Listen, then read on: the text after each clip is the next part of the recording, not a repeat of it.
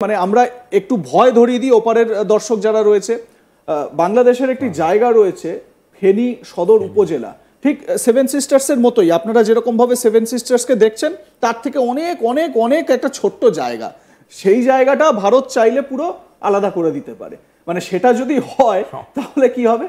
আমাদের দেশের NSA 1 mister ডোভালের একটা বিখ্যাত স্টেটমেন্ট ছিল বহুকাল আগে, এটা প্রচার মাধ্যমেই পাবে। সেখানে উনি বলেছিলেন পাকিস্তানের ক্ষেত্রে যে if you try another Mumbai you have to lose Balochistan. আজকের ডেটে বালুচিস্তান কি অবস্থা, আজকের ডেটে পাকিস্তানের কি অবস্থা, আজকের ডেটে বিভিন্ন জায়গার কি অবস্থা পাকিস্তানের, সেটা পৃথিবীর মানুষ জানে, আমার বলার অপেক্ষা থাকে না। সুতরাং ফেনী সম্বন্ধে আমি আর আলাদা কোনো স্টেটমেন্ট করব না, আমি জাস্ট বলবো বালুচিস্তানের স্টেটমেন্টটা দুবার দেখুন এবং তাহলে বুঝতে পারবেন ভারতের ইন্টারনাল সিকিউরিটি নিয়ে না আমরা সেটা সামলাবার মতো আমাদের যথেষ্ট ইনফ্রাস্ট্রাকচার আছে। আমাদের এত ভালো ইনফ্রাস্ট্রাকচার আছে যে ইনফ্রাস্ট্রাকচারটা আপনারা ট্রেনিং নিয়ে নিয়ে নিয়ে নিয়ে আপনাদের র্যাব তৈরি করেছেন, আপনাদের বিভিন্ন ইউনিট যারা তৈরি হচ্ছে না তারা ভারতীয় আর্মির দ্বারা ট্রেন্ড। সুতরাং আপনি বুঝতে পারছেন আপনি আপনার মাস্টারমশাইকে চ্যালেঞ্জ করছেন। মাস্টারমশাই যদি একদিন ঘুরে দাঁড়ায় না, একটা বেতের বাড়িও দরকার পড়বে না, বেতটা যদি প্রপারলি আপনার দিকে তোলে না, আপনি বুঝে যাবেন where you stand and where we stand. পৃথিবীর তৃতীয় লার্জেস্ট আর্মিকে বারবার থ্রেট করা উচিত না। দেখো আমরা অনেক সময় একটা ভুল করি বা ইচ্ছাকৃত এটাকে হিরোইক্স ভাবি, সেটা হলো চিড়িয়াখানায় গিয়ে বাদাম কিনে কিনে বাঘের গায়ে মারি। যদি ক্ষমতা থাকে না জঙ্গলে গিয়ে বাঘকে বাদাম ছুঁড়ে মেরো, তারপরে দেখো তুমি ওই বাদামের সাইজের হয়ে যাবে 2-1 সেকেন্ডের মধ্যে। সুতরাং let me tell you something, ইয়ার কি ফাজলাম ও মজা মস্করা চলতেই থাকবে।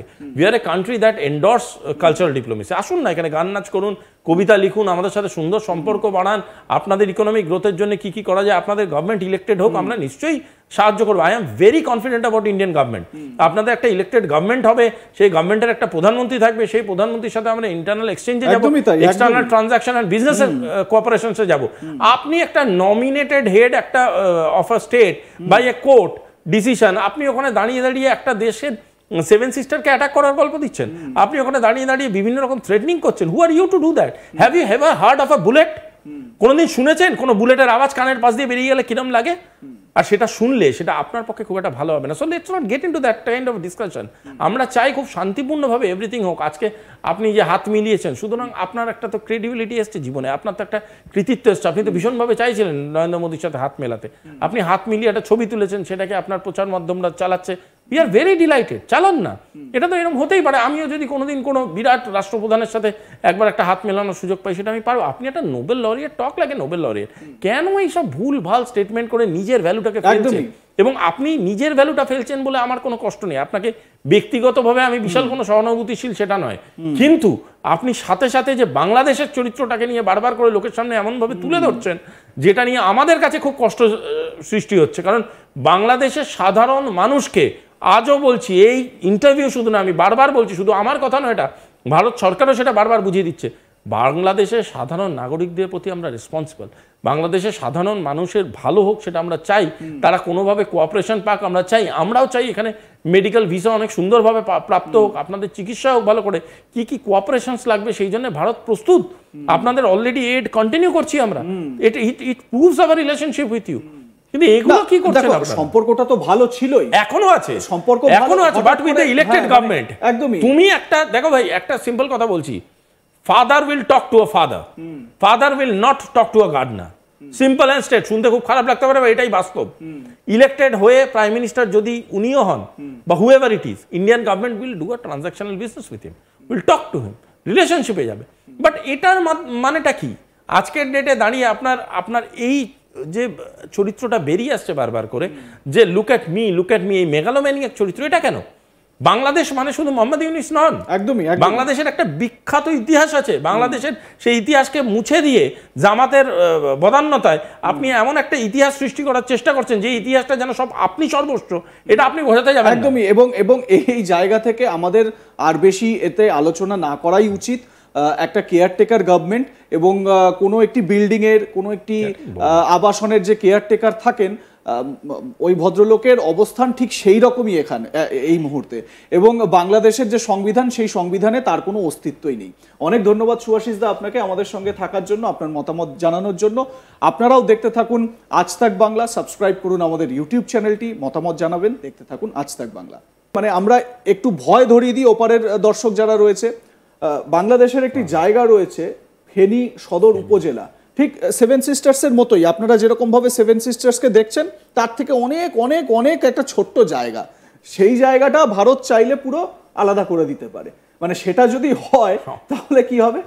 আমাদের দেশের NSA-1 মিস্টার ডোভালের একটা বিখ্যাত স্টেটমেন্ট ছিল বহুকাল আগে, এটা প্রচার মাধ্যমেই পাবে। সেখানে উনি বলেছিলেন পাকিস্তানের ক্ষেত্রে যে if you try another Mumbai you have to lose Balochistan.